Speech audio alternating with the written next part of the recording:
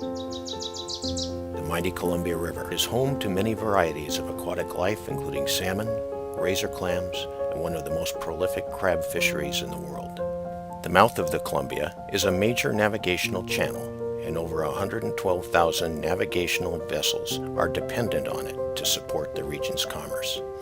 Each year, the U.S. Army Corps of Engineers dredge approximately 4 million cubic yards of material to keep the channel operable. The main goal for the Corps is meeting the navigation mission, which is basically to provide navigable channels and harbors for commerce, recreation, and transport of goods. One of the problems that we've had over the years has been safety related directly to mound-induced wave amplification and dredge disposal mounds that the Corps has built over the years through no fault of their own. And they tried to minimize the footprint of the dredge disposal to be environmentally friendly. And when you build a mountain in the middle of the ocean, that induces wave height that turn deadly. We were keenly aware that we had problems with our existing disposal sites. They were too small, they were causing mounding, and mounding is dangerous. It's bad for navigation and public safety, and it's unacceptable. And so we were in the process of designating new sites. There were a lot of stakeholders, and those stakeholders had widely divergent views on how we should study different site locations. I think there was a lot of built-in mistrust. There was a lot of just very hurt people. The conflict resulting from sediment disposal methods embroiled crabbers, fishermen, environmental advocates, business interests, and governmental agencies in an adversarial relationship that spanned 2 decades. As the situation became increasingly unsustainable, it was clear that other options needed to be explored. For all of the years that we worked on No Dead Fisherman, we were compromising. If you can just imagine a 10-yard dump truck coming to your front yard, your lawn in your front yard, and dumping it in your front yard. Now, is your grass happy? Huh? Well, the crabs aren't happy when you do that with them either. We had places to place dredge material. However, there's a recognized need across the entire entrance that we needed to shift the way we did that in some form or fashion. Everybody had different opinions as to what that might look like. We actually had funding from Corps of Engineers to do regional sediment studies. And we were doing those things, and we were trying to collaborate, get points of view. What do you think about this? Should we do this or that? But a lot of times we're just talking across purposes. With the support of Governor John Kitzhaber of Oregon, Governor Gary Locke of Washington, and Bill Wyatt, the Port of Portland director, the National Policy Consensus Center was enlisted to convene a key group of stakeholders to address what was seemingly an intractable problem. The idea of getting everybody in the same room around a focused set of questions that I think we felt would move this effort forward, or at least help us kind of get some clarity and come to some agreement about what are the problems that we're really trying to solve, and what are things that we actually agree on.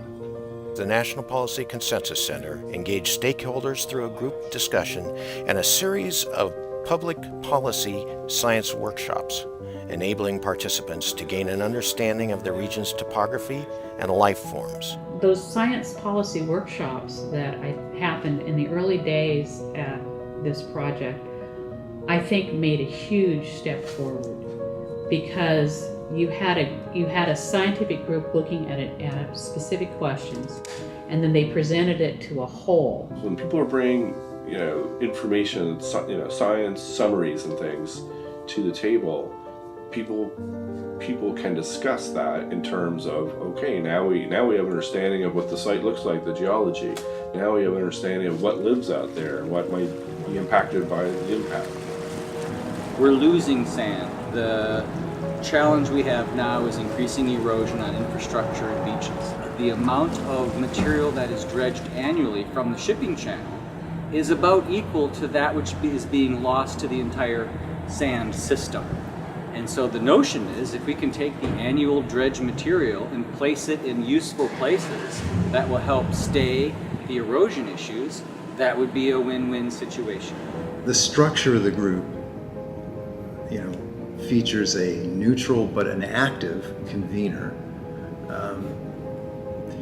who knows how to run a group and can keep busy agency personnel like myself, on track, reminded of where we left off, focused on the issues, cognizant of the time commitments we've made, those sorts of things. And can also keep the discussion moving and civil. Trust has improved as the collaboration has worked well. I mean, as people are providing input and the actions of the groups reflect that input, then people become more trusting. Say, okay, well, I'm being heard here. There was no way that we were going to build that incremental trust over time without the existence of the solutions group, without them brought into the process. It simply would not have happened because, as I mentioned, groups would have clustered into finding trust in certain elements, but it may not have been the right kind of productive conversation and trust development that was needed for the movement of the entire project. People saw the other side of, I need to meet my agency or my stakeholder base, but at the same time I recognize what another organization is trying to do. So I think there was kind of some give and take, and I think through that it grew. And I think that's been one of the things that led to the collaboration and kind of where we are now. So. It was through the Lower Columbia Solutions Group that we finally arrived at consensus and started working together as a team and looked for common goals and got out of the adversarial relationship that we had for decades. Good-hearted people who really have essentially a common goal can actually work together, even though they represent really diverse needs. Participants articulated a vision of using dredged material in a way that minimized negative environmental and sociological impacts, while protecting commerce and aquatic ecosystems.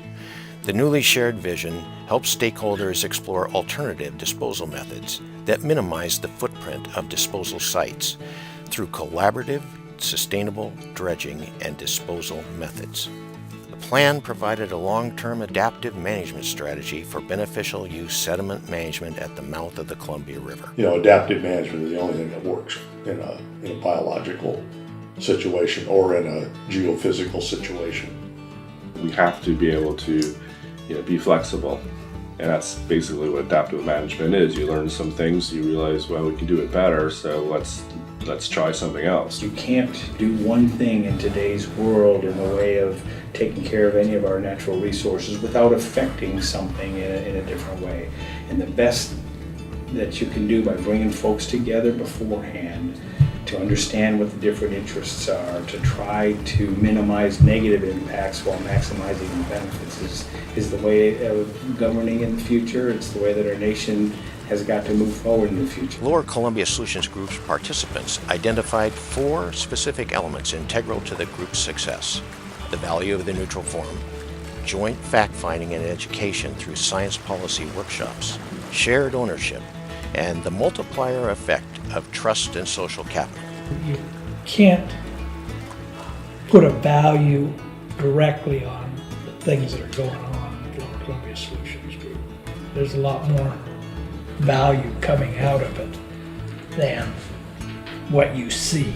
Collaboration takes longer than just doing something yourself, but the success of doing projects collaboratively is usually much greater than doing it by yourself. It's not about you. It's about the greater good.